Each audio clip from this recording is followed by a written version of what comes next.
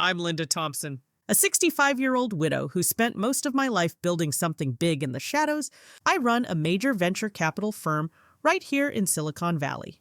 But I've kept it all under wraps from my family. They think I'm just a simple old lady from the rural Midwest. Nothing more than a peasant, as my daughter-in-law likes to whisper. It's allowed me to live modestly in my small apartment on the outskirts of San Francisco, away from the spotlight, while I pour my heart into supporting my son Mark's dreams without him knowing where the money really comes from. Every few weeks, I head over to their upscale home in the Bay Area to help out. It's a beautiful place, all modern, with glass walls and smart gadgets everywhere. I arrive with my old suitcase, ready to pitch in with the chores. Cooking their meals, cleaning up after them, folding laundry. That's my routine when I'm there. It makes me feel useful, even if it puts me right in the line of their judgments. They don't say it outright at first, but I catch the looks. The sighs when I suggest a simple recipe instead of ordering takeout from some fancy app.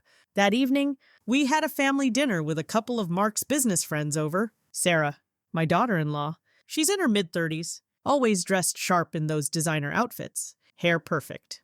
Nails done? She's the one who runs the show at home, planning everything down to the last detail. As I set the table, she glanced at me and said, "Linda, maybe you can just handle the kitchen tonight. We don't want to overwhelm our guests with, well, your stories from the farm." I smiled and nodded, heading back to stir the pot roast I'd made from scratch. It was one of my old recipes, hearty and filling, but I knew she saw it as outdated.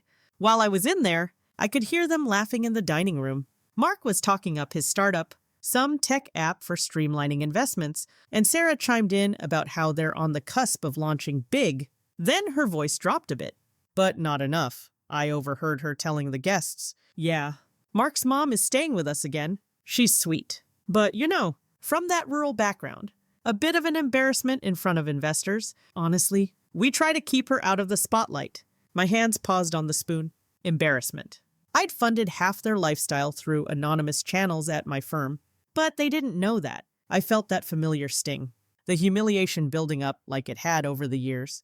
I'd endured it before, the quiet dismissals, being called uneducated behind my back, but this time, with guests there, it hit different. I finished plating the food and carried it out, keeping my face neutral. As we sat down to eat, Sarah turned to me with a fake smile. "This looks rustic." "Linda, thanks for helping out." The guests nodded politely, but I saw the pity in their eyes. Mark didn't say much, just dug in. "Mom, it's good," he muttered between bites, but his tone was distracted, like he was already thinking about work. I ate quietly, listening to them discuss the upcoming product launch. Sarah was excited, talking about how it would change everything for them. "We've got solid funding from this VC firm. They're invisible but reliable," she said, laughing. Invisible. If only she knew. I thought about speaking up, but I held back. Like always, my silent endurance had kept the peace for so long. After dinner, as I cleared the plates, Sarah pulled Mark aside in the hallway. I was nearby, wiping down the counter, and caught snippets. "We need to talk about your mom," she whispered. "She's helpful, but her ways, they're so low class. What if she says something wrong at the launch party?" Mark sighed. "Sarah, she's family. We'll manage." I retreated to the guest room that night, my small space at the end of the hall with just a bed and a lamp. Lying there, I stared at the ceiling, feeling the disrespect sink in. It wasn't new. I'd sacrificed my own comforts, stayed silent about my CEO role to let Mark build his life without pressure. But hearing her mock my background openly in front of others stirred something. It wasn't crossing my line yet. Not fully, but the intrigue was there, like a thread I might pull. The next morning, I got up early as usual, made coffee for everyone. Sarah came down in her robe, grabbing a mug without a thank you. "Morning, Linda. Sleep okay?" she asked, but her eyes were on her phone, scrolling through emails. "Yeah, fine," I replied, pouring my own cup. We sat at the kitchen island for a moment. She looked up. "About last night? The dinner was nice, but maybe next time we can order in, keep things professional for guests." I nodded again, but inside, the undervaluation burned. "Sure, whatever works for you two." Mark joined us then, kissing Sarah on the cheek. Big day ahead. "Mom, we're meeting with advisors about the launch." As they chatted about plans, I thought about my old connections, the ones they brushed off whenever I mentioned knowing folks in business from back home.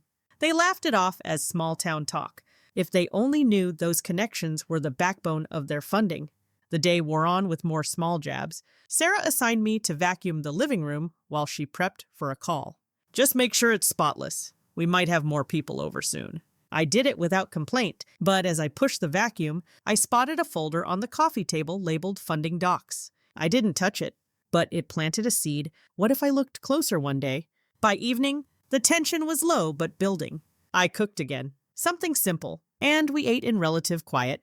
Sarah made a comment about my outfit being vintage, which got a chuckle from Mark. I laughed along, but the familial betrayal lingered in my mind.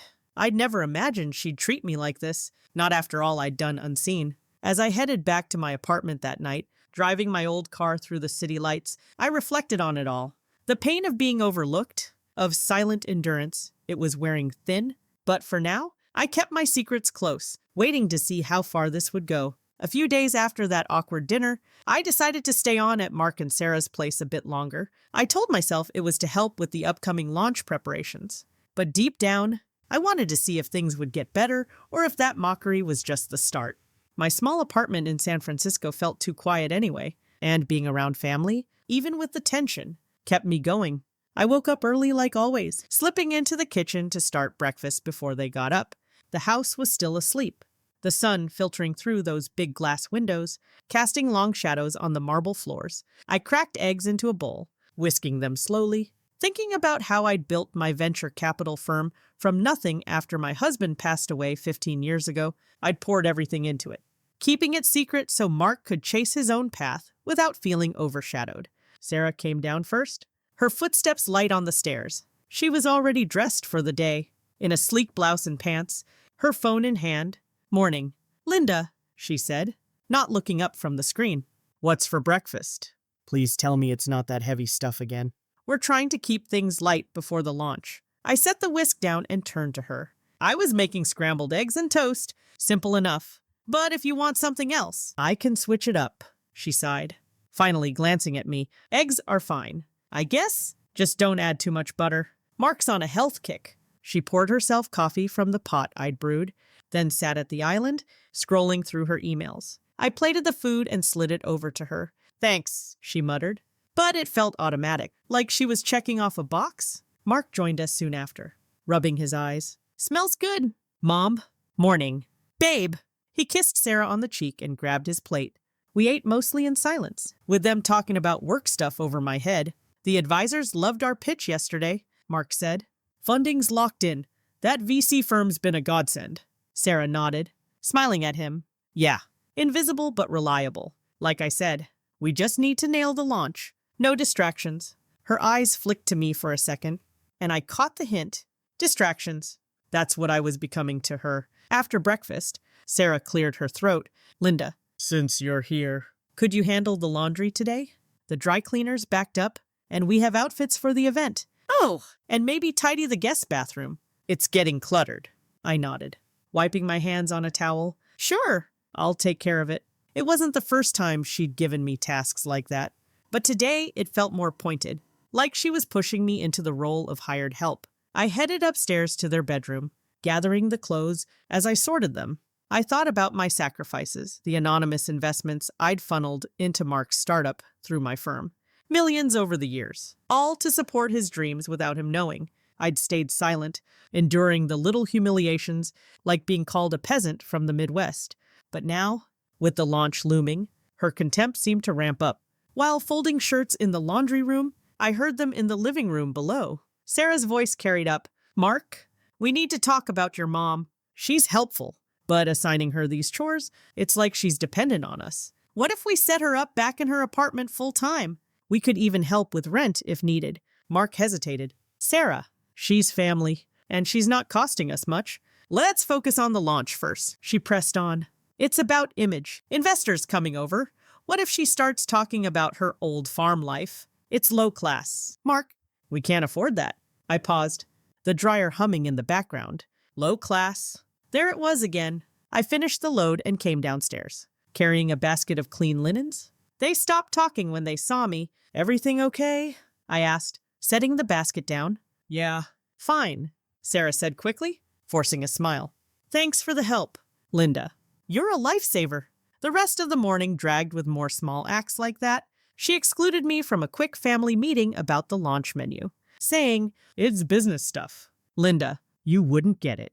I sat in the kitchen, pretending to read a magazine, but the undervaluation stung. I'd built an empire in Silicon Valley, but to her, I was just an uneducated widow. By afternoon, I offered to run errands. "I can pick up groceries if you need," I said to Mark as he worked on his laptop.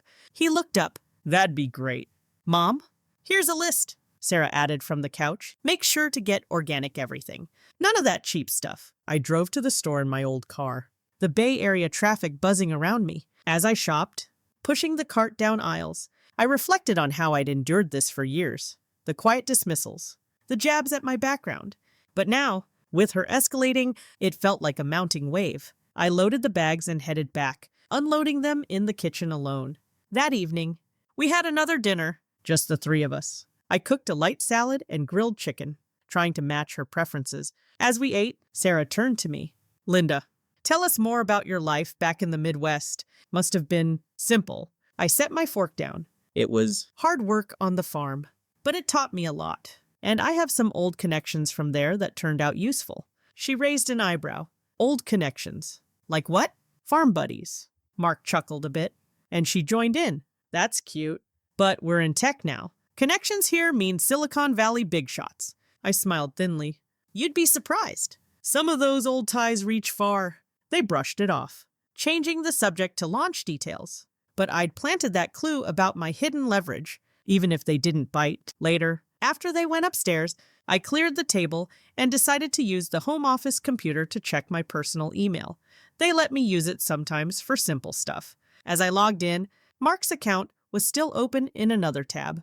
As I closed extra tabs to log in, one email preview caught my eye, and I read it before realizing the subject: family finances. It read, "Mark, we need to cut Linda out financially soon. She's draining us with her visits. Once the launch succeeds, let's set boundaries. No more handouts. Her low-class ways are a liability. Love, Sarah." I stared at the screen, the words blurring a bit, deeper in gratitude than I'd thought. They were planning to cut me off, after all I'd given anonymously. I closed the tab quickly, my hands shaking, but I stayed silent, not ready to reveal anything yet. The intrigue built inside me. This was escalating, and I needed to watch closer. The next day, the disrespect continued. Sarah assigned me to clean the patio, saying, "It needs a good scrub before guests arrive." I did it, sweat on my brow. While they met with advisors inside, over lunch, she excluded me again, whispering to Mark, "Let's eat in the office." Business talk. I ate alone, the silence heavy. By evening, as I helped with dishes, Sarah said offhand, "Linda, maybe think about heading back to your place soon. We appreciate the help, but things are getting busy." I nodded. "I'll think about it." Inside, the familial betrayal deepened. I'd sacrificed so much, stayed silent for his dreams. But her jabs, the email, it hinted at more. I retreated to the guest room. Lying awake, the pain of silent endurance weighing on me. Something had to give, but not yet. The days blurred together after I found that email on the computer. I kept up my routine at Mark and Sarah's house, cooking meals, handling chores, and biting my tongue through the little digs. But inside, things were shifting. I started carrying a small bag with me around the house. Tucked inside was a printed document from my firm, a summary of the funding agreement for Mark's startup. It was my safety net, a reminder of the power I held, even if I wasn't ready to use it yet. I'd slipped it in there after work one day, just in case. I'd printed it out discreetly after seeing the email, keeping it hidden. That afternoon, I was in the kitchen prepping dinner, chopping vegetables for a stir-fry. The house smelled like garlic and soy sauce, and I could hear Mark and Sarah in the living room, their voices low but carrying through the open space. Sarah sounded frustrated as she paced back and forth. "Mark, we can't keep putting this off. The product launch is in 2 weeks. We need everything perfect. No loose ends." Mark sighed from the couch. "What loose ends?" "Sarah, the team's on track. Funding's secure." She stopped pacing and lowered her voice. "But not enough. Your mom, that's what—" "Linda's been helpful." "Sure, but her being here, it is a liability. Those low-class habits, the way she talks about the farm, What if she shows up at the launch and embarrasses us in front of investors? We need to send her away permanently, back to her apartment for good. Tell her it's for her own health or something. We can't risk our image tanking because of her. I froze with the knife in my hand, the blade hovering over a carrot. Send me away permanently. Citing me as a liability to their business, that crossed every line I'd drawn in my mind. I'd never thought my own family would see me as disposable. Not after the years of silent support. My heart pounded, and I clutched the bag slung over my shoulder, feeling the document crinkle inside. This wasn't just disrespect anymore. It was outright betrayal, stripping away the last bit of dignity I'd held onto. I set the knife down quietly and walked toward the living room, my steps steady, but my mind racing. They didn't notice me at first. Still deep in their talk, Sarah was saying, "Come on, Mark. Once the launch hits, we'll be set. No more depending on her visits or whatever. It's time to cut ties." That's when I stepped into the doorway. Cut ties. Is that what I just heard? They both whipped around, Sarah's face going pale for a split second before she recovered with a forced smile. Mark stood up quickly. "Mom." "Hey!" "We didn't see you there." "It's not what it sounds like." I crossed my arms, keeping my voice even, though anger bubbled underneath. It sounded pretty clear to me. "You want to send me away because I'm a liability. After everything I've done to help around here." Sarah glanced at Mark, then back at me. "Linda, you're overreacting. We were just talking about the launch stress. It's a big deal for us." "No," I said, stepping closer. "I heard you say my low-class ways could tarnish your image. That you need me gone permanently. Is that how you really see me? Some embarrassment you have to hide?" Mark rubbed his neck, looking uncomfortable. "Mom." "It's not like that. Sarah's just worried about appearances. Investors are picky. You know. We appreciate you. But maybe it's time you head back to your place. For a while, at least." I felt the humiliation hit like a wave, but I kept my tone mild, not wanting to explode yet. "A while, or permanently. Like she said, I've cooked, cleaned, run errands, all to support you two. And now I'm a risk to your business." Sarah crossed her arms too, her expression hardening. "Look, Linda, we're grateful. Really. But this is tech. Silicon Valley. Image matters. Your stories. Your recipes, they're sweet, but not professional. We can't have that at the launch. So that's it," I asked, my voice rising a little despite myself. "You dismiss me like I'm some hired help you can fire? After I've sacrificed my own time, my comfort, to be here for family." Mark tried to step in. "Mom, calm down. No one's firing you. We're just saying, with the event coming, maybe give us space. You can visit after." Sarah nodded. "Exactly. It's for the best. Your apartment's cozy, right? We'll even help with anything you need there." I shook my head, the argument heating up as emotions spilled out. "Help? Like the handouts you mentioned in that email? I saw it. You know, planning to cut me out financially once the launch succeeds?" Sarah's eyes widened. "You saw what?" "That's private. Linda, you had no right."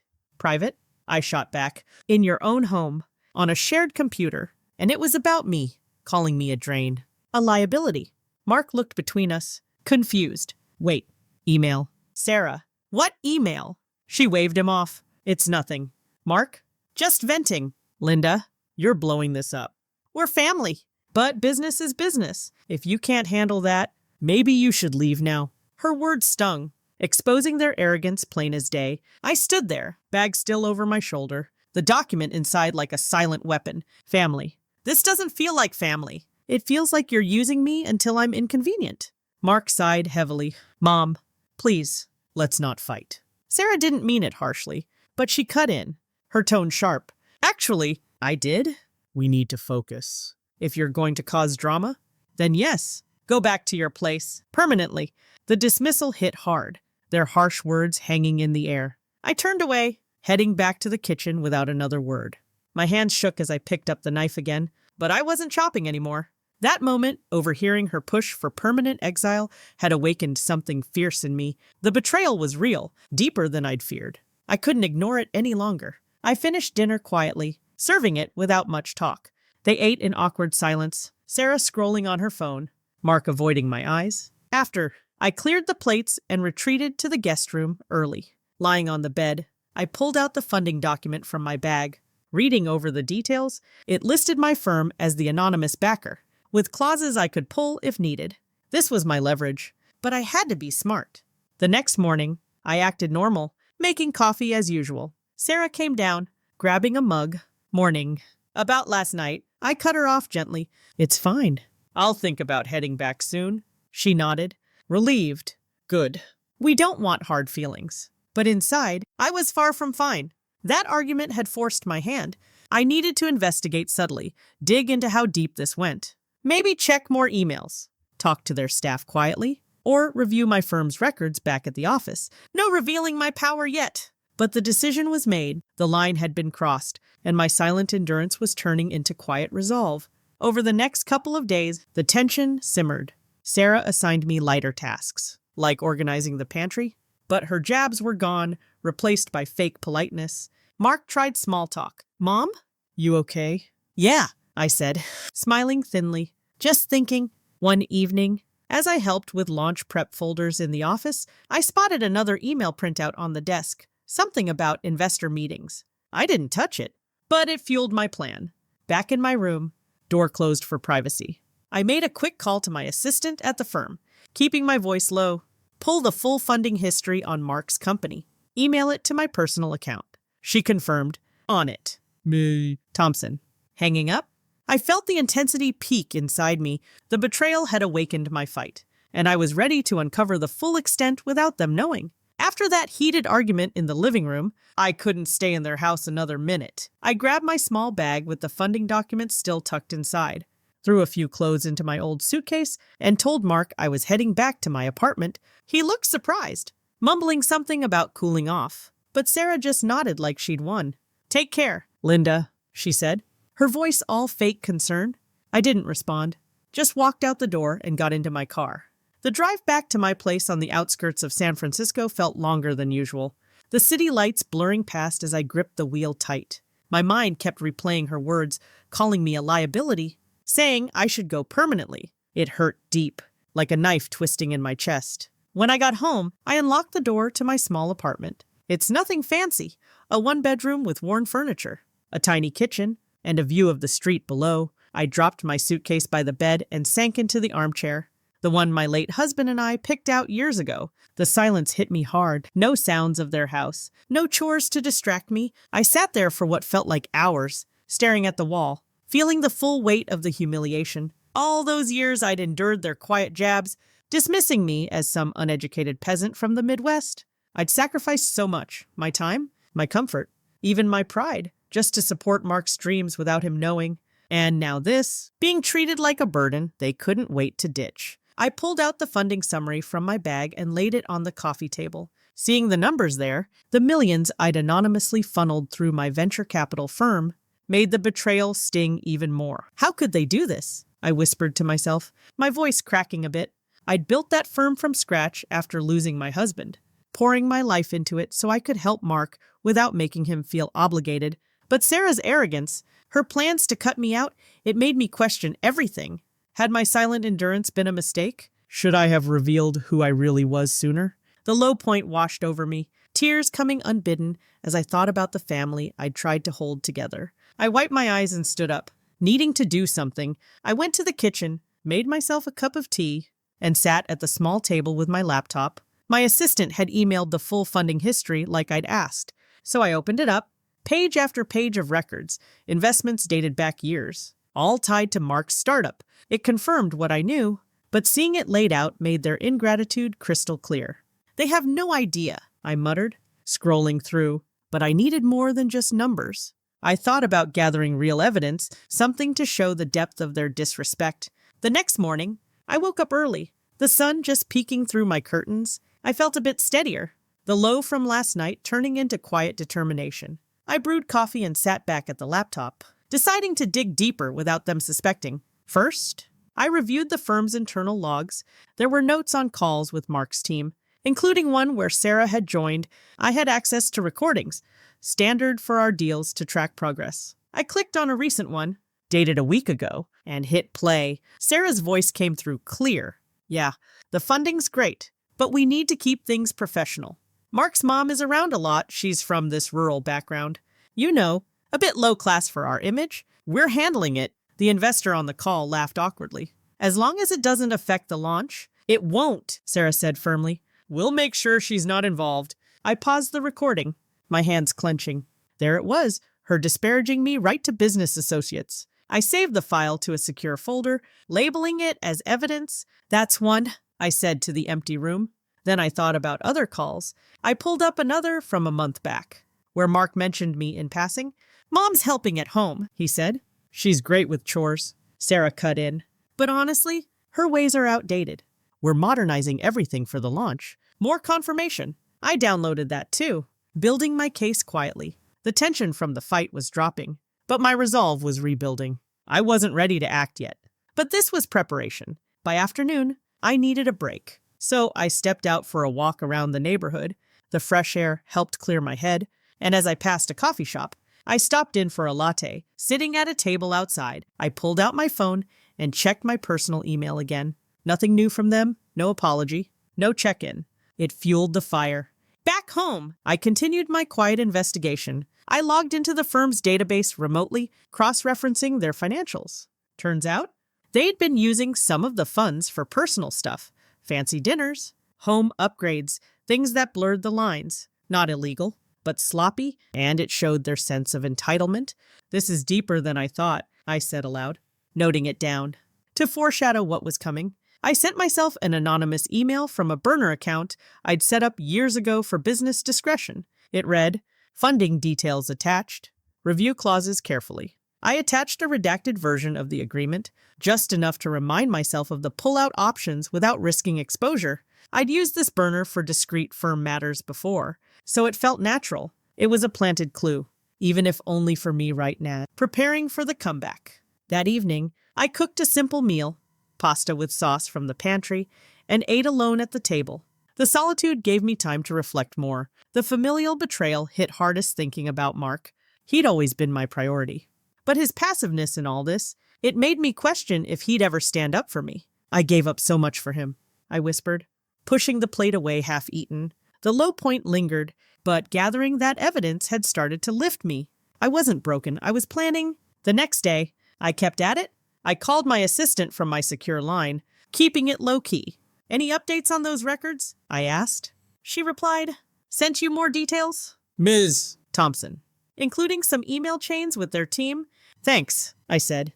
Hanging up, opening them, I found messages where Sarah complained about family distractions, code for me. One even said, "Once we're funded fully, we can phase out dependencies." Dependencies. That's what I was to her. I saved it all, organizing into a folder on my laptop. The tension was low now, but I felt stronger. My years of silent endurance weren't wasted, they were building to this. I foreshadowed my retribution by drafting a note to the board about potential funding reviews, but I didn't send it yet. Just prepared. By nightfall, I sat on my bed, the apartment quiet around me. The humiliation and betrayal still ached, but I was rebuilding. They'll see, I told myself. When the time's right, no action taken. But the comeback was brewing inside. A week had passed since I left their house after that blow-up, and I'd spent it gathering my thoughts and evidence in my apartment, but I knew I couldn't stay away forever, not if I wanted to build more leverage without tipping my hand. So I called Mark one morning, keeping my voice steady and warm like always. "Son, I've been thinking about what happened. Maybe I overreacted. Can I come over for dinner tonight? Let's try to patch things up." He sounded relieved on the phone. "Yeah, Mom, that'd be good. Sarah and I have been busy with launch prep, but we'll make time. See you around 6. I agreed and hung up.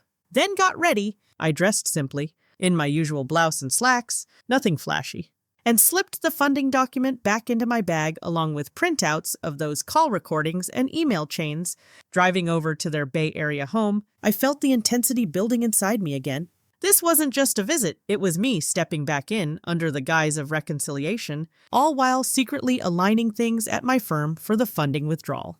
I'd already emailed my board from my secure line, saying we needed to review the investment due to potential risks. They trusted me as CEO, so they started the process quietly, no questions asked. When I arrived, Mark opened the door with a hug. "Mom, glad you're here. We've missed your cooking." Sarah was in the living room, setting out wine glasses for what looked like a small gathering. She smiled, but it didn't reach her eyes. "Linda, good to see you. Water under the bridge, right?" I nodded. stepping inside and setting my bag down carefully by the couch. Yes, let's move on. I brought some dessert, apple pie from scratch. We sat down for a bit before dinner, and they filled me in on the launch details. It was now just over a week away, and tension was high. Sarah poured wine and said, "We've got business associates coming over later. Just a casual meet to discuss final touches." I sipped my glass slowly. "Sounds important. Anything I can help with?" She waved it off. "No need. Linda, you relax." But as the evening went on, I started collecting more leverage subtly. While helping in the kitchen, I chatted with their housekeeper, Maria, who'd been around for years. She was washing dishes when I asked casually, "How's everything going here?" "Busy with the launch." Maria glanced around, then leaned in. "Say, Mrs. Linda." "But I hear things." "Mrs. Sarah. She talks loud on phone sometimes. Said something about sending you away after the big event." Called it cleaning house. I didn't like it. My pulse quickened, but I kept calm. "Really? When was that? Last week? After you left?" She thought I wasn't listening. I thanked her quietly and noted it down in my phone later. A witness who overheard her plans. That was gold. Another piece to add to my folder. Soon, the business associates arrived, 2 investors from another firm, sharp-dressed men in their 40s. We all sat in the dining room for dinner, which I'd helped prepare. Sarah was in full charm mode, laughing at their jokes, talking up the startup, but then her mockery turned overt. As I served the pie, one investor asked about family involvement. Sarah jumped in before I could speak. "Oh, Linda's Mark's mom, from the rural Midwest. She's great at home stuff. Like this pie. But tech? Not her thing? We keep her out of the business side. Wouldn't want any mix-ups." The men chuckled politely, and Mark shifted uncomfortably. "Sarah, come on." But she kept going, belittling me right there. "No offense, Linda, but your farm stories are cute for family time, not investor meetings, right? Guys?" I felt the humiliation rise, but I smiled thinly and sat down. "You might be surprised what I know about business." She raised an eyebrow. "Oh, like your old connections you mentioned, from the farm." She laughed, and the investors joined in lightly. That's when I hinted at my knowledge, dropping a cryptic comment to unsettle them. "Those old ties go deeper than you think. Sometimes they hold the strings on things like funding." Sarah paused her fork midair. "What do you mean by that?" I shrugged casually. "Just saying, invisible support can vanish if pulled wrong." Mark looked at me funny. "Mom, you okay?" "Fine," I said, changing the subject to the weather. But I saw the unease in Sarah's eyes. "Good." Let it simmer. After dinner, the investors left, and we cleaned up. Tension escalated through more interactions. Sarah pulled me aside in the kitchen while Mark was on a call. "Linda, about earlier. No hard feelings. But seriously, stay out of the business talk next time." I wiped a counter, keeping my voice even. "Why?" "Afraid I'll say something." She crossed her arms. "It's just not your world. Stick to chores."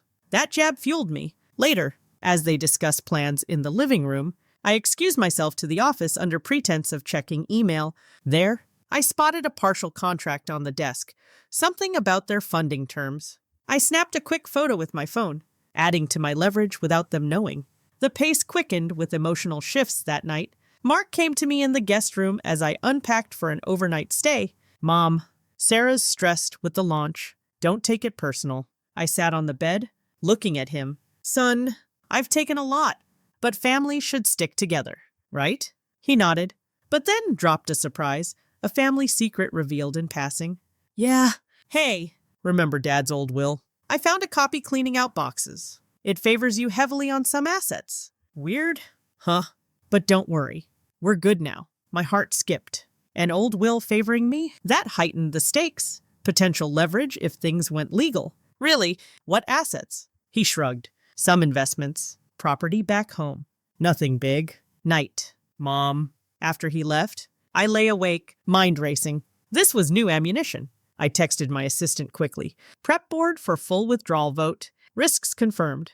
The next morning, intensity built further. Sarah was up early, prepping for a meeting. She assigned me breakfast duty, but her tone was sharper. "Make it quick, Linda.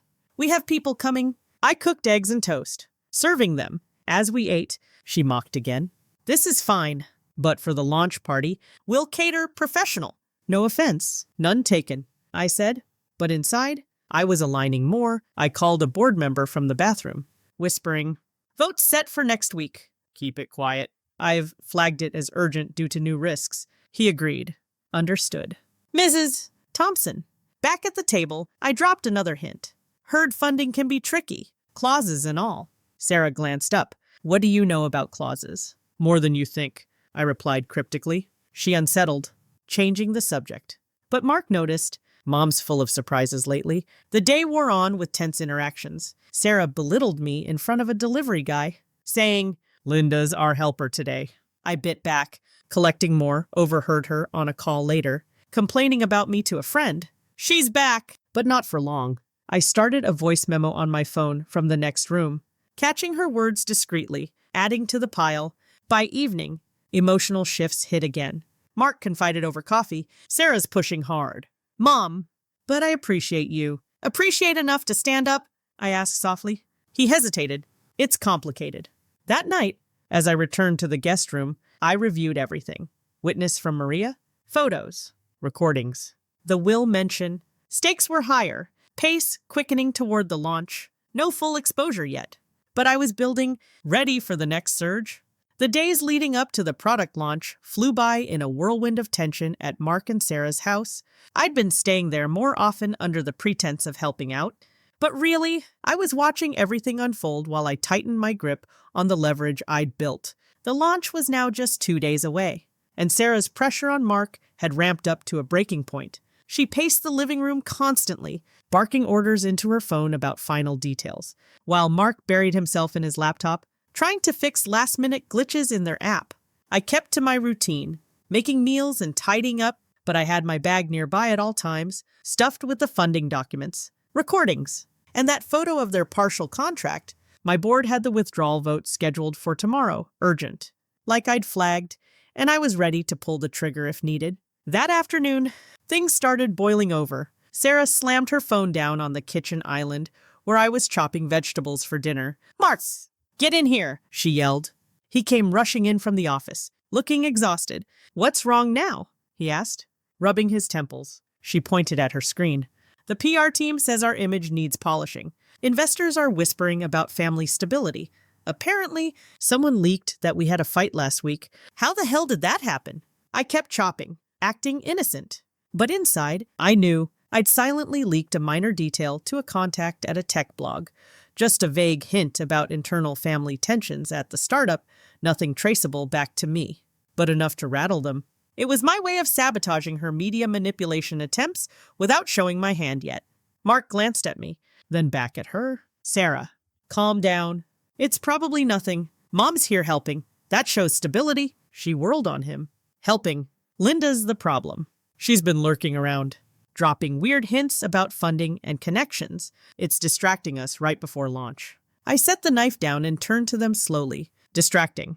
I'm just trying to support my family." Sarah's face reddened, and she stepped closer, her voice rising. "Support. You're a burden, Linda. All your low-class habits. Your constant presence. It's embarrassing. We've got media coming. Investors watching. You need to go back to your apartment and stay there." Mark tried to intervene. "Sarah, stop. Mom's not a burden." But she wasn't done, openly accusing me now in this major family blowout. "Oh, she is. She's draining our energy, our focus. Remember that email? We were right to plan cutting her out. If she stays, she'll ruin everything. Talk about her farm life at the wrong moment. Scare off backers. Mark, tell her to leave. Now?" I felt the sting of her words, but I stood my ground, my composure holding. "Ruin everything? You have no idea what you're talking about." "Sarah," she laughed bitterly. "What? Your old connections again." "Spare me. You're just an outdated widow from the Midwest. Get out." Mark looked torn, his face paling. "Mom, maybe just for the launch." That's when I countered subtly, dropping hints of evidence to spark their panic. I reached into my bag and pulled out the photo of the partial contract I'd snapped, just the top part, showing the funding firm's name, but not my role. "Before you kick me out, look at this. Found it on your desk. Invisible funding, right? What if those strings get pulled?" Sarah snatched it from my hand, her eyes widening. "How did you—" "This is private. Mark?" She snooped. He grabbed it too, staring. "Mom, where'd you get this? And why does it matter?" I shrugged. keeping it vague. Let's just say I know more than you think. That funding isn't as secure as you believe. One wrong move, and it could vanish. Panic set in fast. Sarah's arrogance cracked, and she paced again. What are you implying? You can't touch our funding. I smiled thinly. Can't I? Think about those recordings. The ones where you called me low class to investors, or Maria overhearing your plans to send me away. Mark's jaw dropped. Recordings. Mom? What the hell? Sarah stopped pacing, her face ashen. She's bluffing, Linda. You're crazy. We didn't mean any of that. The reversal hit. They tried to appease me insincerely, their tones shifting from accusation to fake sweetness. Sarah forced a smile. Look, Linda, we're stressed. Stay if you want. We'll even include you in the launch party. Just don't make trouble. Mark nodded quickly. Yeah, Mom, we appreciate you. Let's forget this. Want some wine? We can talk it out. I shook my head. Not buying it. Talk? After calling me a burden, I think I'll stay. But on my terms. Tension surged as Sarah grabbed her phone again, trying to salvage things. Fine. I'll call the PR team, spin this family unity angle. Media manipulation will fix it. We'll post photos. Show we're all good. But I wasn't letting her off easy. While they huddled in the living room, I stepped into the hallway and texted my contact at the blog. Add this, whispers of funding instability at the startup. It was another silent sabotage, minor but enough to heighten the stakes. I heard her phone buzz with alerts moments later. She stormed back in. What? Now there's talk of funding issues online. Mark, check it. He pulled up his laptop, his hands shaking. Oh, God. Investors are emailing, asking if everything's solid. Sarah glared at me. This is your doing, isn't it?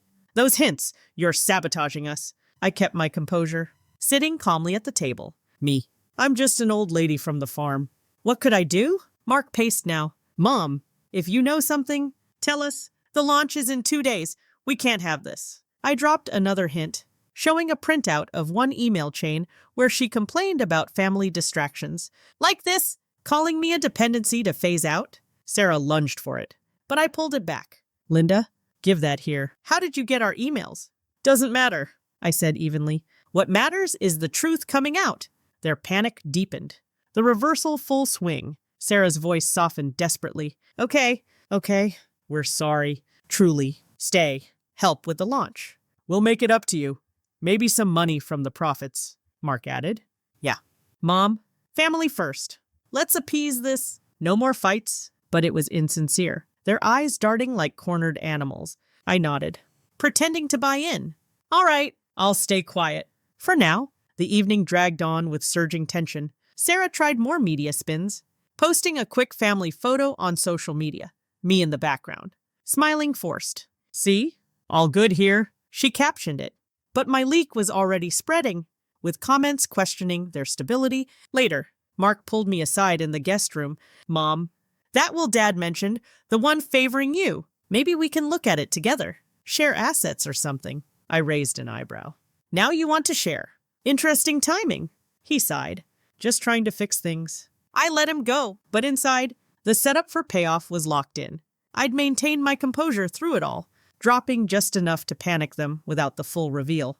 The high stakes were set. Launch day would bring it all crashing down. As I lay in bed that night, hearing them argue quietly downstairs about damage control, I reviewed my evidence one last time. The board vote was tomorrow. The leaks were working. My silent patience had turned into this, retribution building. Justice on the horizon. Launch day finally arrived, and the air at the venue in downtown San Francisco buzzed with excitement. It was a sleek tech conference hall, all glass and chrome, packed with investors. Media reps and tech influencers milling around under bright lights. I dressed modestly in a simple black dress, my bag slung over my shoulder like always, holding all my evidence, the funding documents, printouts of emails and recordings, even that photo of their contract.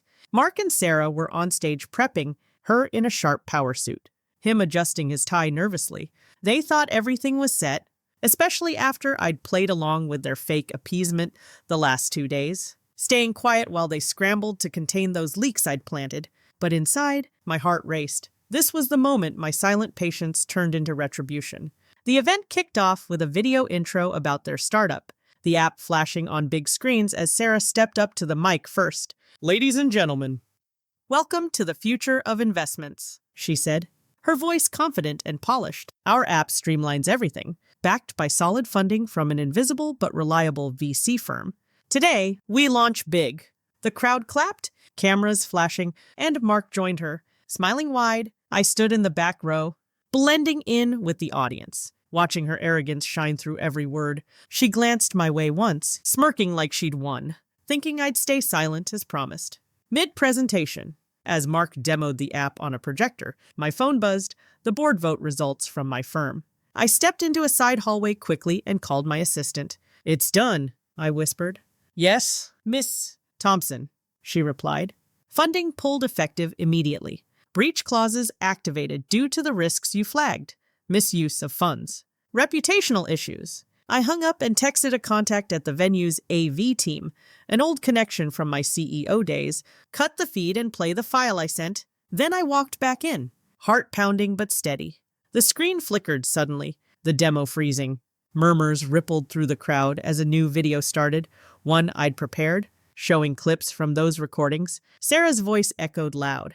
"Mark's mom is low class, a liability. We'll cut her out after launch." The audience gasped. Heads turning, Sarah froze on stage, her face draining of color. "What the hell is this?" she hissed at Mark, who stared in shock. I made my move, walking calmly up the aisle toward the stage as the video continued with more evidence. Her emails about cutting me off, Maria's witness statement I'd recorded as a voiceover. "That's my voice," Sarah yelled, grabbing for the mic. "Turn this off." "It's a hack!" But the crowd was buzzing now. Phones out, recording everything. Investors whispered, pulling out their devices to check emails. My firm had just sent notifications about the funding withdrawal. One stood up. "Wait, funding pulled. What's going on?" Mark spotted me approaching the steps. "Mom, did you—" I climbed onto the stage, facing them directly, my voice clear and firm over the speakers as the AV guy handed me a wireless mic. "Yes, I did. Because I'm not just some peasant from the Midwest. I'm Linda Thompson, CEO of the venture capital firm that's been funding this startup anonymously all along." The hall went silent, then erupted in murmurs. Sarah's eyes bulged. "You're lying. That's impossible." I pulled out the full funding contract from my bag, holding it up for the cameras. "See for yourself. I've been the invisible backer, pouring millions in to support my son's dreams. But you, Sarah, treated me like dirt, mocking me in front of guests, planning to send me away, calling me a burden. I have recordings, emails, witnesses. Even your housekeeper heard you scheming." Mark staggered back. "Mom, you're the CEO." "All this time?" I nodded, turning to him with a mix of sadness and resolve. "Yes, son. I kept it hidden to let you build on your own, but I couldn't endure the betrayal anymore. You let her push me out, dismiss me as low class. Now, the funding's gone, pulled for breach of terms, like misusing funds for personal luxuries." Investors started standing, one shouting, "This is a disaster. We're out." Media reps swarmed the stage, mics thrusting forward. "Mrs. Thompson, is this true?" Family Feud tanks. Startup. Sarah lunged at me, her face twisted in rage. "You witch! You ruined us. How dare you expose this?" I stepped back calmly, security moving in as the crowd watched. "I dare because you crossed every line. You mocked my background, belittled my sacrifices, tried to erase me from my own family, now face the consequences. Reputational ruin. And yes, potential lawsuits for fund misuse and breach. My lawyers are already on it." She turned to Mark. Desperate. "Mark, do something. Tell her to stop." But he shook his head, tears in his eyes. "Sarah, you went too far. Mom's right. We've been ungrateful." I didn't know. The startup collapsed right there. Deals evaporating as investors bolted. Media headlines flashing on phones. VC CEO pulls funding on son's launch over family betrayal. Sarah slumped against the podium, her perfect image shattered, whispering, "We're broke. Everything's gone." I faced the cameras briefly. This isn't about revenge. It's about justice. Treat family with respect. Or lose it all? Then I turned to Mark, pulling him aside as chaos swirled. "Son, I still love you. We can mend this without her poison. Come home with me. Let's talk." He nodded slowly, remorse flooding his face. "Mom, I'm sorry. I should have stood up for you." "Yeah, let's try." He hugged me tentatively, whispering, "I messed up bad. Mom, Security escorted Sarah off stage as she ranted, "This isn't over. I'll sue you for everything." But I knew it was. Her arrogance had led to financial hardship. No more upscale life. Maybe even divorce papers from Mark down the line. The media frenzy would bury her reputation for good. As the venue cleared, I walked out into the San Francisco sun, reclaiming my power. My silent endurance had paid off. Justice restored. My son possibly back in my life? I drove home to my apartment. But this time, it felt like a beginning. I'd exposed the truth, and it set me free.